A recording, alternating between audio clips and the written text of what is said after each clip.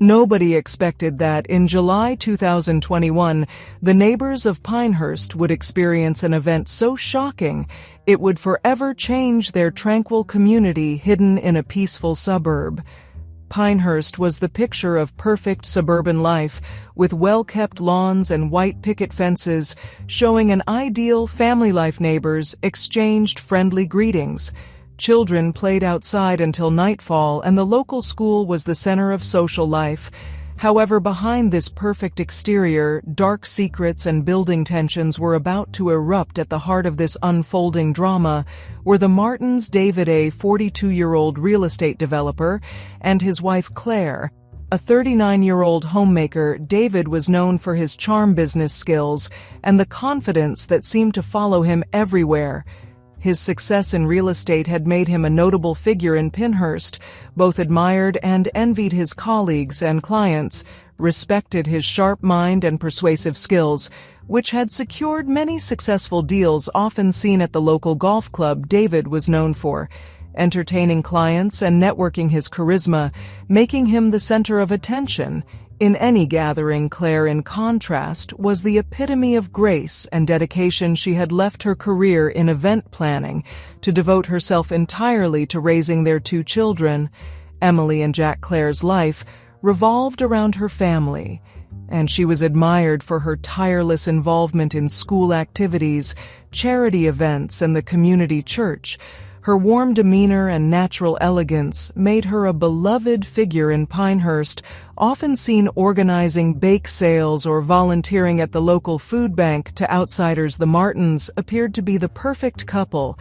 Their marriage, a cornerstone of their social circle. Living nearby was Emma Walsh, a 28-year-old kindergarten teacher who had recently moved to Pinehurst with her 5-year-old son, Noah. Emma had come to Pinehurst seeking refuge from a tumultuous past marked by a bitter divorce.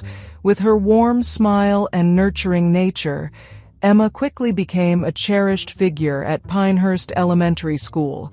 She was dedicated to her students, often staying late to help with their projects or to speak with concerned parents. Noah, shy but bright, was the center of her world, and their bond was evident to all who saw them together. No one in Pinehurst could have predicted that these seemingly ordinary lives would collide in such a catastrophic way. David Martin had always been driven by ambition. Born into a modest family, he had worked tirelessly to achieve success. His parents, hardworking but financially struggling, had instilled in him a relentless work ethic. By his early 40s, David had become a prominent figure in the local real estate market, known for his sharp business sense and smooth talking. His rise to the top had been marked by late-night strategic networking and an unwavering determination to provide his family with the life he had always dreamed of. Claire, on the other hand, came from an affluent background. The daughter of a retired judge and a social worker, she had been raised in comfort and security. Her upbringing had been filled with music lessons, summer camps, and family vacations to exotic destinations. She met David at a charity auction, where his determination and charm immediately captivated her. Their courtship was swift, and they married within a year in a grand ceremony that cemented their status in the community. Their early years of marriage were blissful, filled with love, shared dreams, and the excitement of building a life together. David's career flourished, and Claire found fulfillment in raising their children, Emily and Jack. She was the perfect corporate wife, hosting lavish parties and engaging in community service. Her ability to balance the demands of motherhood with her social obligations made her a role model to many in Pinehurst. But as David's work demands grew, so did the distance between them. He often worked late, missing family dinners and school events, leaving Claire to navigate the challenges of parenthood alone. The once vibrant spark in their relationship began to dim, replaced by a growing sense of isolation and unspoken resentments. By the summer of 2021, the cracks in their marriage had deepened into chasms. David's absences became more frequent, and even when he was home, he was often preoccupied with work. His phone was a constant presence, buzzing with emails and messages that demanded his attention. Claire, now in her late 30s, struggled with feelings of isolation and dissatisfaction. She had sacrificed her career and personal ambitions to support David and raise their children, a decision that weighed heavily on her as she watched her husband become increasingly distant. David, for his part, was feeling the pressure of his success. The real estate market was competitive, and maintaining his status required constant effort. The stress of balancing work and family was taking its toll, and he found himself longing for an escape. It was during this time that he first met Emma Walsh at a neighborhood fundraiser. Her warmth and kindness were a stark contrast to the cold, tense atmosphere at home. They chatted briefly, sharing stories about their children and exchanging light compliments. But for David, that brief encounter was enough to leave a lasting impression. Over the following months, their paths crossed more frequently at school events, community functions, and eventually through friendly text messages. Emma, still recovering from her divorce, found herself drawn to David's charisma and attentiveness. He made her feel valued and appreciated, emotions she hadn't felt in a long time for David. Emma represented a respite from the pressures of his career and the tension at home. Their friendship quickly blossomed into a secret affair filled with stolen moments and clandestine meetings. Their first kiss happened in late June at the local park, where Noah and Emily played together. David had offered to help Emma carry a heavy box of supplies for a school project as they stood in the shade of an old oak tree. Their conversation took a personal turn. Emma confided in David about her struggles as a single mother and her fears for the future. David, moved by her vulnerability, reached out to comfort her. Their kiss was electric, igniting a passion that neither had felt in years. From that moment, they were inseparable. They met in secluded spots around Pinehurst, rented motel rooms, and even risked encounters at Emma's home when Noah was at school. The affair gave David a sense of excitement and renewal, while Emma felt alive and desired. Yet the guilt gnawed at them both. Emma worried about the impact on her son and her career. David, though increasingly distant from CLA, still felt pangs of remorse for betraying his family. As the summer wore on, their secret became harder to keep. Close calls and suspicious glances from neighbors added to their anxiety. Claire, already on edge, began to notice David's frequent absences and distracted behavior. The tension in the Martin household reached a boiling point, setting the stage for the tragic events that would soon unfold. David and Emma's relationship grew deeper with each passing day. The excitement of their secret affair provided a much-needed escape for David, who found himself increasingly disillusioned with his work and home life. For Emma, being with David made her feel desired and valued in a way she hadn't felt since before her marriage fell apart. However, the guilt of their actions gnawed at them both. Emma worried constantly about the impact their affair might have on her son and her career. She feared the scandal that would erupt if their relationship was discovered, and the potential damage to her reputation and her ability to provide for Noah. Despite these fears, she couldn't bring herself to end the affair. David, though increasingly distant from Claire, still felt pangs of remorse for betraying his family. He often found himself lying awake at night, torn between his obligations to his wife and children and his longing for the happiness he found with Emma. As the summer wore on, their secret became increasingly difficult to keep. Close calls and suspicious glances from neighbors added to their anxiety. One afternoon, they narrowly avoided being seen by a neighbor while stealing a quick kiss behind a row of bushes at the park.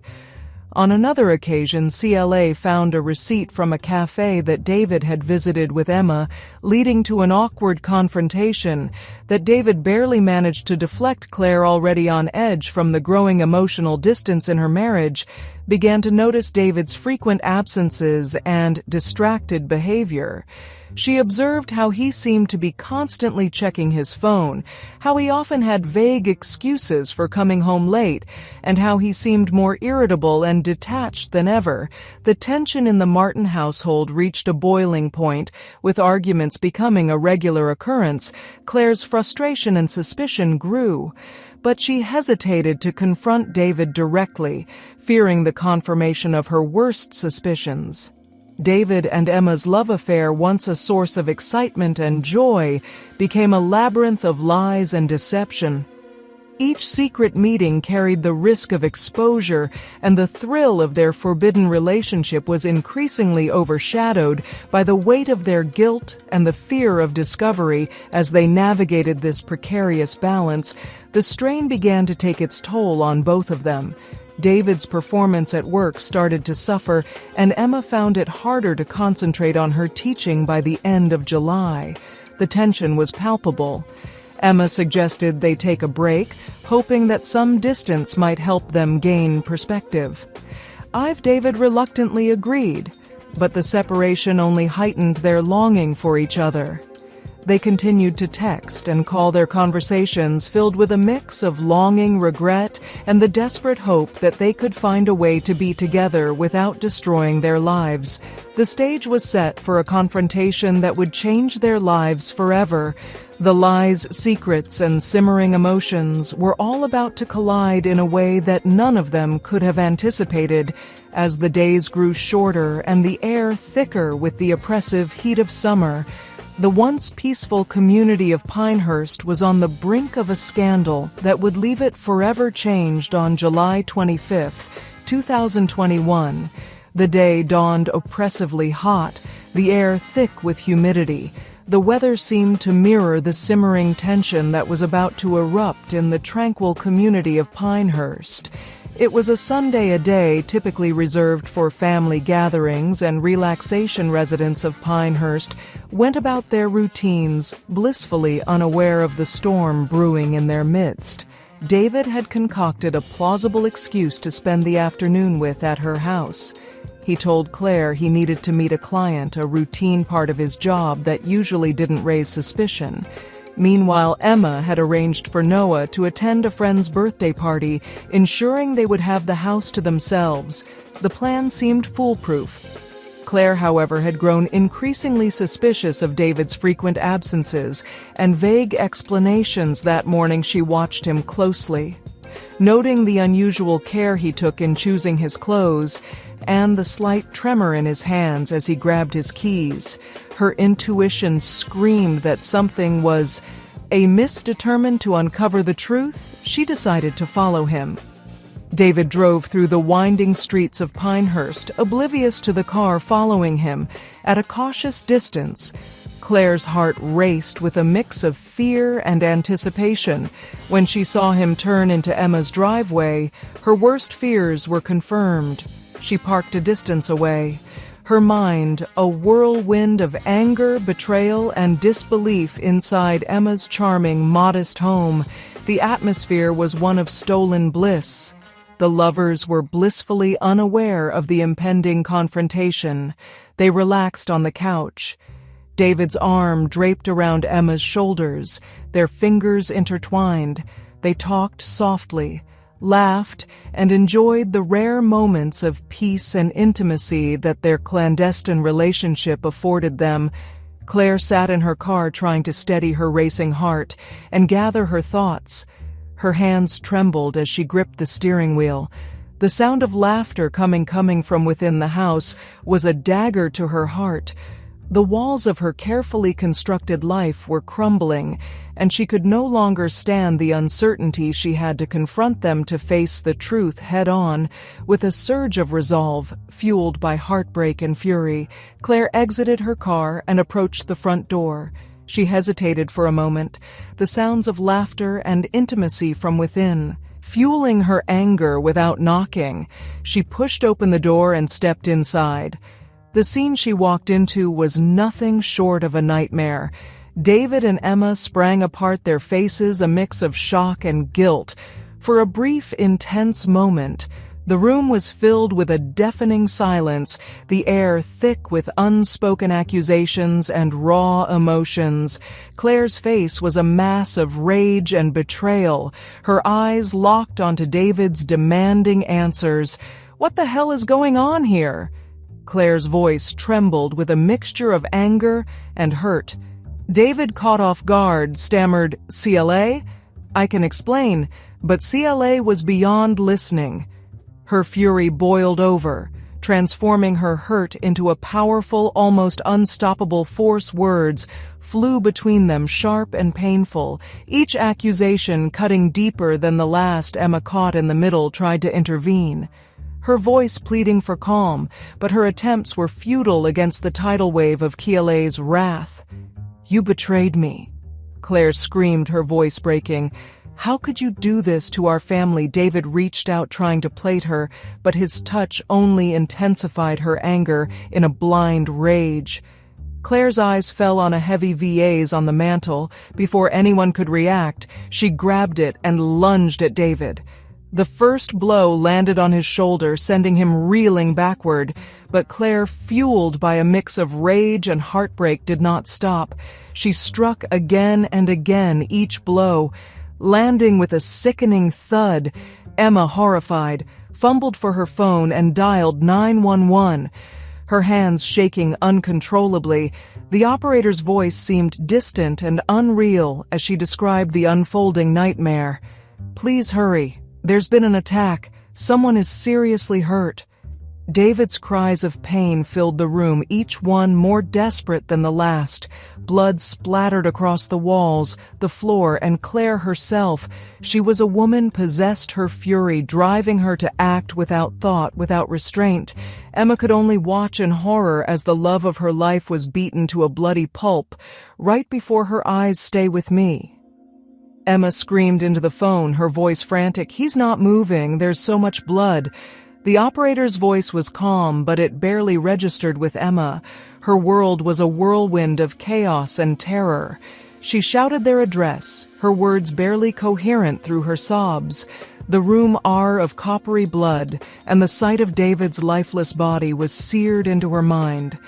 David, bleeding and dazed, tried to defend himself, his arms raised to ward off Claire's relentless assault.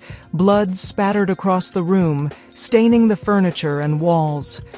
Claire's anger had transformed her into a force of nature, her movements fueled by years of pent-up frustration and betrayal. David's body eventually ceased to move, his moans fading into a ghastly silence. CLA stood over him, panting heavily, the vase slipping from her bloodied hands and shattering on the floor. Her eyes were wide and wild, her mind grappling with the horror of what she had just done. By the time the police arrived, the living room was a scene of utter devastation. Furniture was overturned, blood was spattered across the walls, and David was almost unrecognizable by the size of his lethal wounds. CLA stood over him, the vase still clutched in her trembling hands, her face a mask of anguish and disbelief at what she had done.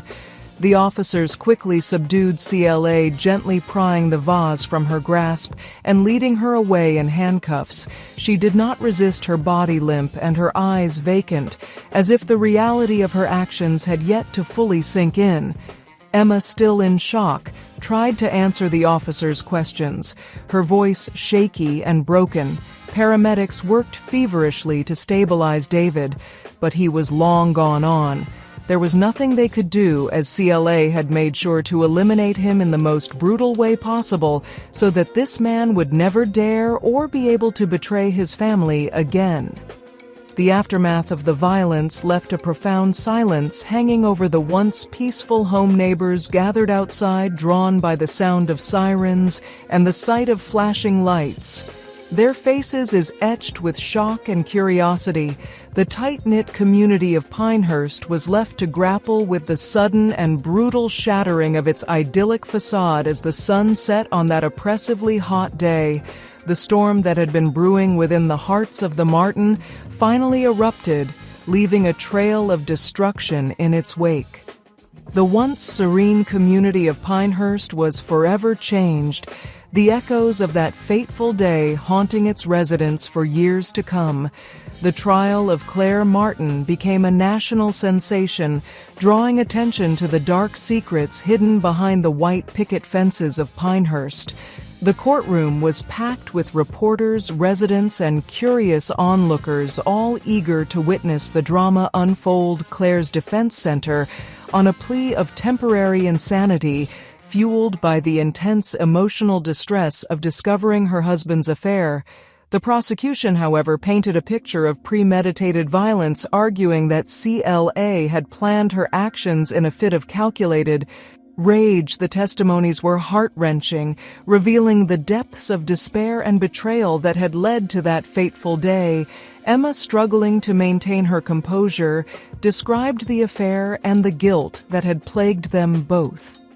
David's colleagues and friends spoke of his charm and ambition, while neighbors recounted the growing tension between the Martins in a dramatic climax.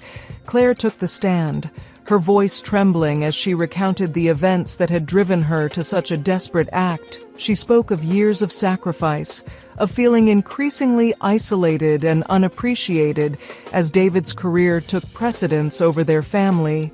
Her words were a stark reminder of the fragile balance between love and duty, and the devastating consequences when that balance is shattered.